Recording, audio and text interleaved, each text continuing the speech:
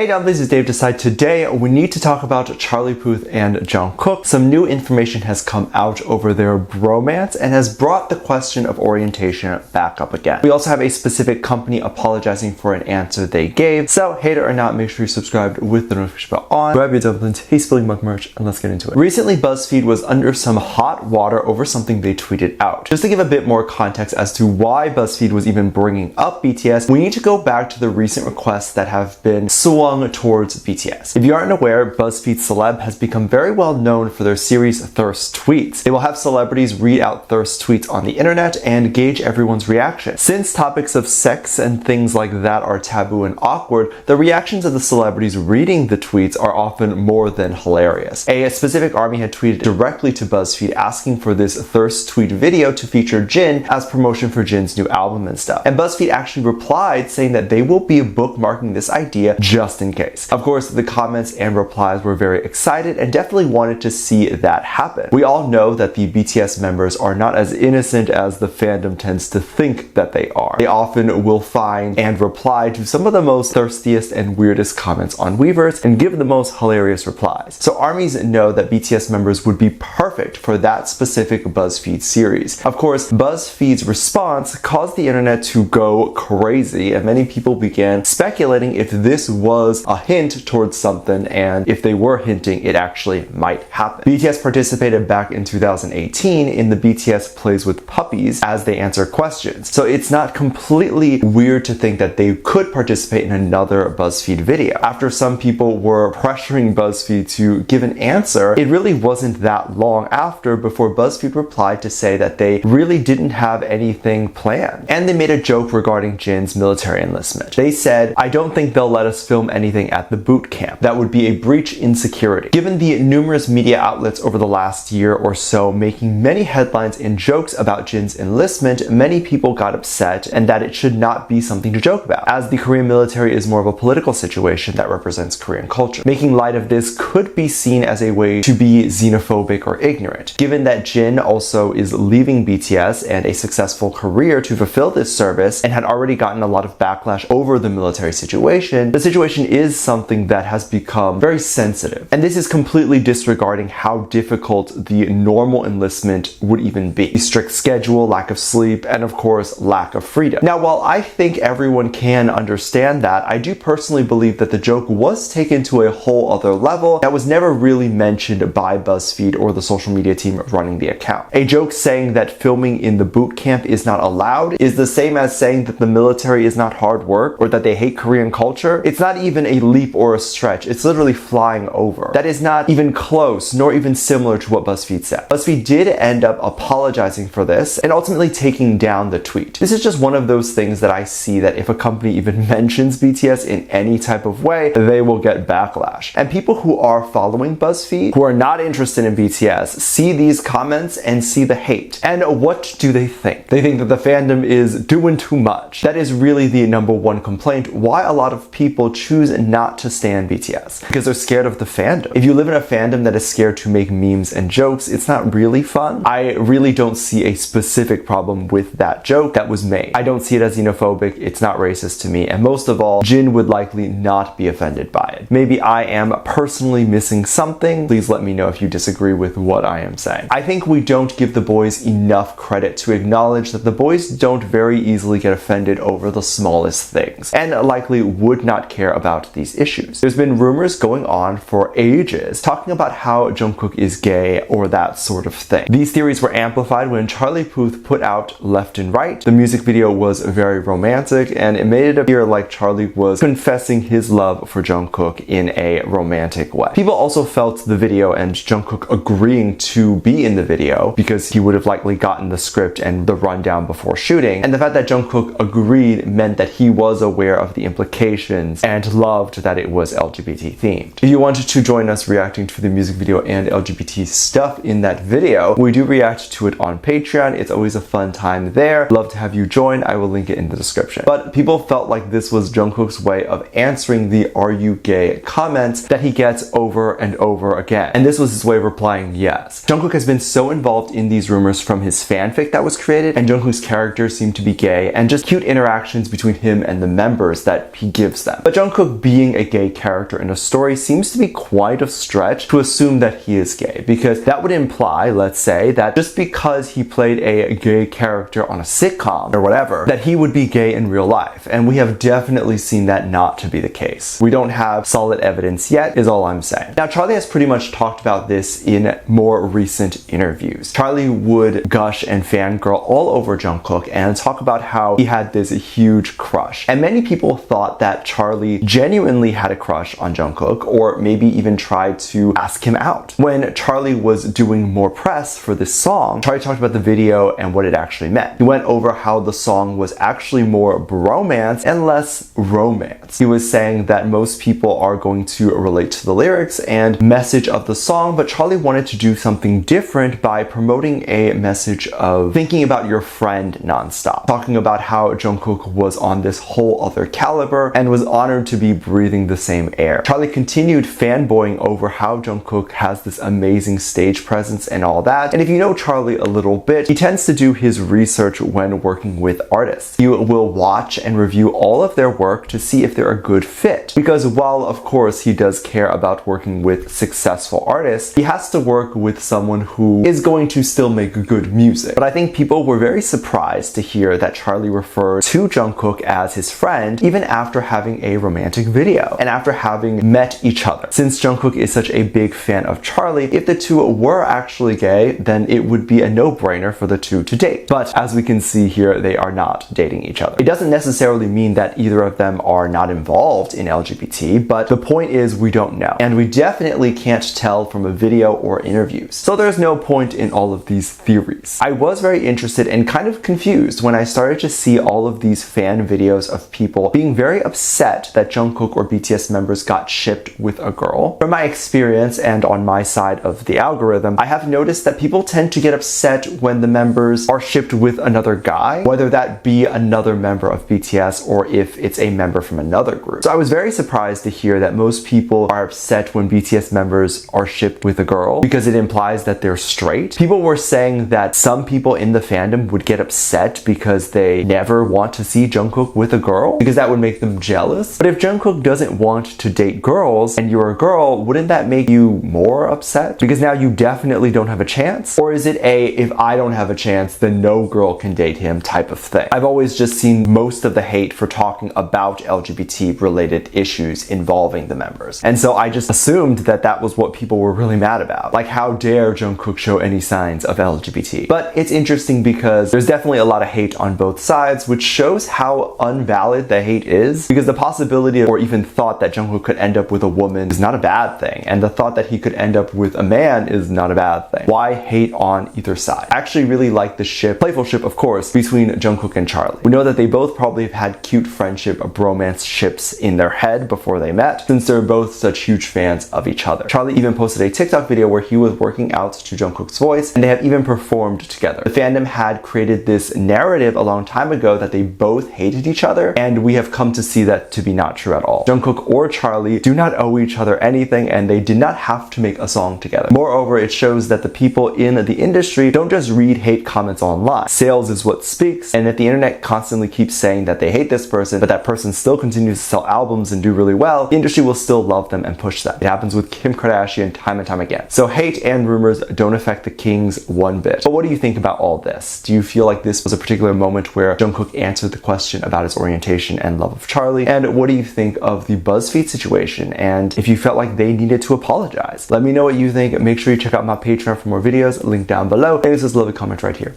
Love you, bye.